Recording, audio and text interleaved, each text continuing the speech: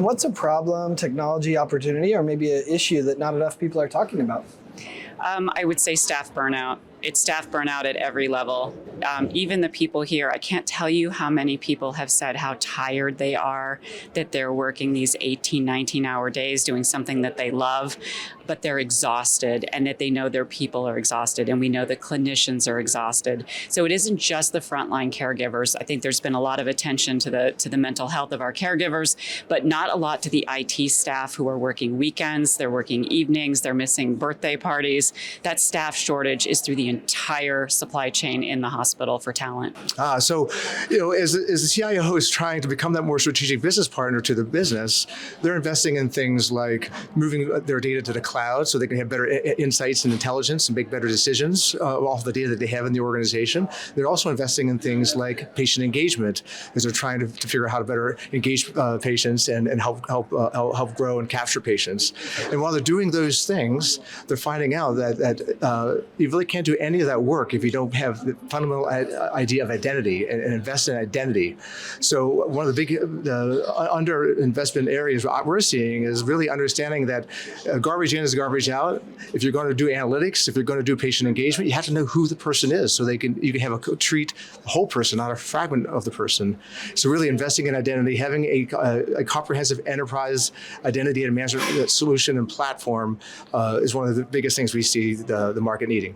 From our side, it's a single patient identifier. So that is a definite point of or area of discussion that I think that our clients right now are starting to really raise to the surface. With the Cures Act and the need for interoperability, we're going to need to have that identifier to make sure that we are sending the right data, and that when our patients start accessing their own account, that security is there to ensure that the privacy is in place.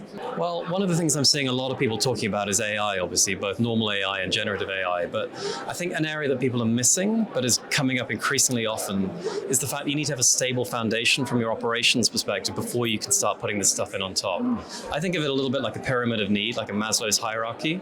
And at the core of this pyramid, there has to be stable understanding of your operational processes. If you don't have something solid to build on, then adding this sort of icing on top of the cake is really not going to help. It's just going to add confusion and, frankly, a lot of mystery where there really shouldn't be any. So for us, what we like to focus on is how do you understand what you're doing today? How do you understand the operational model?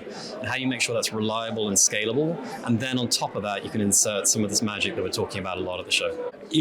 When I think about kind of the investments and kind of problems that I see a lot when talking with healthcare CIOs, operators, providers, is the underinvestment in consumerism in healthcare. And I know we talk about it a lot. We talk about consumers, patients as consumers who have choice. But actually, I think what we see with our words and our actions are still not yet lining up as a healthcare ecosystem.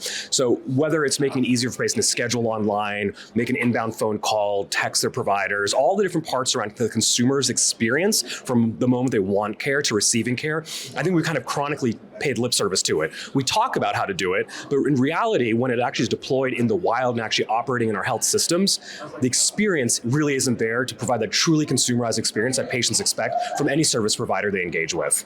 So patient misidentification, huge patient safety issue, huge revenue issue, cost avoidance, liability issue, and reputational and brand issue for hospitals. People are now getting used to things like facial recognition, and the market is ready for it. I think state laws are pretty difficult right now around privacy and regulation and biometrics, but technology is getting better and better. We're getting used to it in airports and in other applications throughout our lives. I think it's time in healthcare we really start paying attention and invest in that. Yeah, it's great to be here with all these minds thinking about the latest innovations in health and tech and all of that. But for me, it's the data strategy, and how do you get your arms around a data strategy that's comprehensive for solving real problems? Ownership of data that exists in the enterprise is up for debate now, and it's our responsibility, I think, to expand the ownership of that throughout the organization. So we have a lot of great conversations going on with how do you establish a data stewardship program that can come together and understand how to distribute distribute the ownership of solving problems. We've got a lot of IT groups that are in the back office and treat it more like a support function, and it's my goal to help health systems become more of a strategic function when it comes to data alignment, data ownership. Well, cybersecurity in healthcare continues to be a huge issue that we're talking about, but I think not talking about enough. And if you look at the number of breach records over the past year, we're approaching 100 million breach records in the last 12 months. Record year. We're also seeing a record number of ransomware attacks that continue to plague hospitals, health systems, digital health companies, and that's having a huge toll on healthcare, both from a financial perspective, the most expensive industry to have a breach, now 13 years in a row, almost $11 million on average. Ransomware costing $15 to $100 million on average per ransomware attack.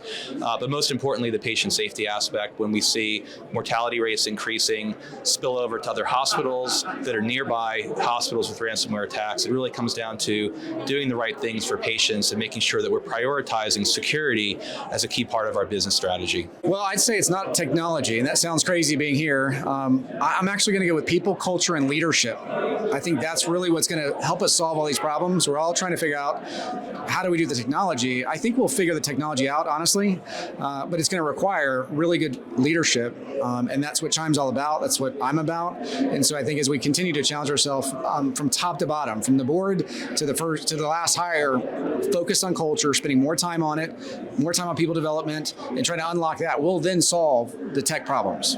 Well, everybody's talking a lot about generative AI, but I think what we need to think about is that how is that going to influence the clinicians, the physicians, the nurses, the other healthcare IT resources? How are they going to interact with that? What influence is generative AI is going to have on them, right? How are the clinical and operational workflows going to change? How is that interaction going to happen with patients? So I think we need to start thinking about some of those things as well as we are thinking and evolving with generative AI. Awesome. Thanks, Alok. No, thanks for having me.